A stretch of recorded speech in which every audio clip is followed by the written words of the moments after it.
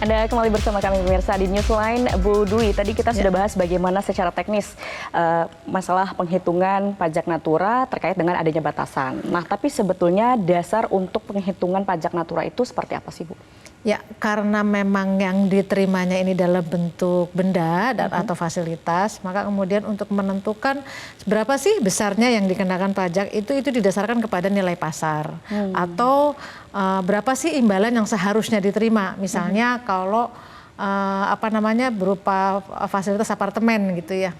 Nah, apartemen kan mungkin nggak mungkin kalau misalnya apartemen 2 bedroom harganya cuma 500 juta gitu kan. Nah itu maka yang kita lihat adalah nilai pasar gitu. Terus kalau misalnya intinya adalah kita melihat ingin juga memberikan keadilan, tidak semena-mena juga, maka menentukannya adalah dengan melihat berapa sih harga pasarnya atau berapa sih imbalan yang seharusnya diterima itu sesuai dengan kelaziman yang berlaku. Oke, dasarnya adalah sebenarnya bagaimana nilai pasar ya. Iya, betul. Baik. Seperti kita ketahui ketentuan PPh dalam Undang-Undang HPP berlaku sejak tahun 2022. Nah, lalu bagaimana dengan pajak natura ini? Kapan mulai diberlakukannya? Jadi PMK mengenai natura ini itu memang baru dikeluarkan bulan Juli tahun 2022. Tahun pajak 2022 keberlakuannya.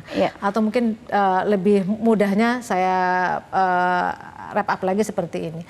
PMK ini dikeluarkan bulan Juli 2023 yang diberlakukan untuk tahun pajak 2022.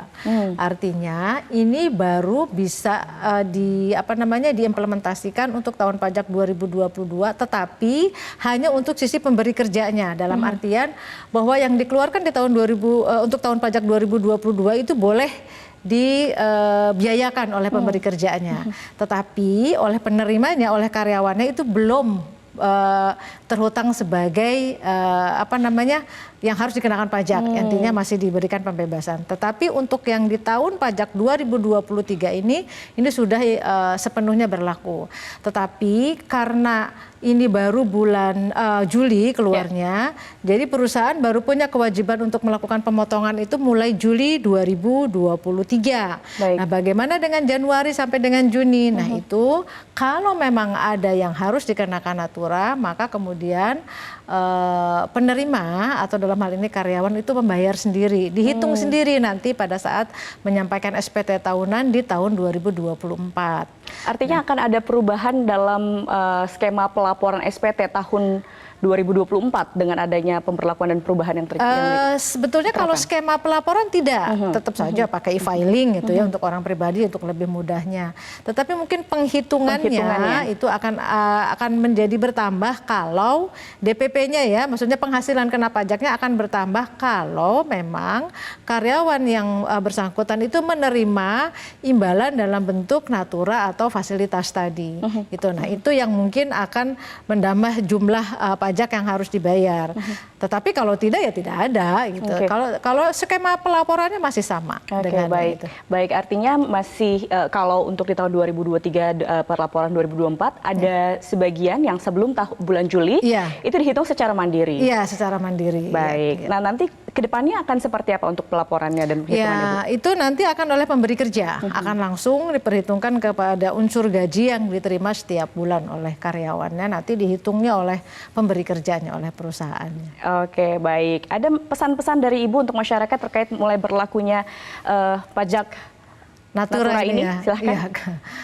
Mungkin yang ingin saya sampaikan adalah bahwa masyarakat tidak perlu khawatir, teman-teman tidak perlu khawatir, sekali lagi bahwa pengenaan pajak natura ini memang lebih untuk mencerminkan keadilan antara karyawan yang memang memiliki penghasilan yang tinggi dengan yang menengah ke bawah. Dan sebenarnya ini lebih ditujukan kepada pemerintah ingin mendorong kepada para pelaku usaha atau pemberi kerja lebih banyak memberikan fasilitas kepada para karyawannya. Karena apa? Karena itu tadi bahwa semua pengeluaran yang ditujukan untuk pemberian natura atau fasilitas itu sekarang boleh dibiayakan, yang tadinya tidak boleh dibiayakan. Nah, sehingga dengan ini diharapkan ini lebih memberikan insentif atau lebih mendorong perusahaan untuk memberikan fasilitas, memberikan insentif-insentif untuk karyawannya. Dan sekali lagi tidak perlu khawatir, fasilitas kerja yang misalnya tadi berupa laptop, handphone atau apapun bentuknya yang memang digunakan untuk kepentingan pekerjaan itu tidak dikenakan, dikecualikan dari pengenaan pajak natura. Nah, itu mungkin yang bisa saya sampaikan. Jadi mudah-mudahan ini bisa lebih memberikan penjelasan ya kepada para karyawan atau pada masyarakat pada umumnya.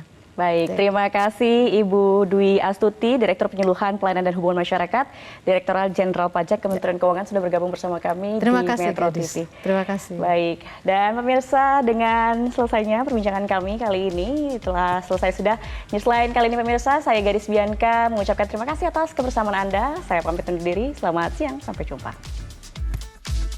Jelajahi cara baru mendapatkan informasi. Download Metro TV Extend sekarang.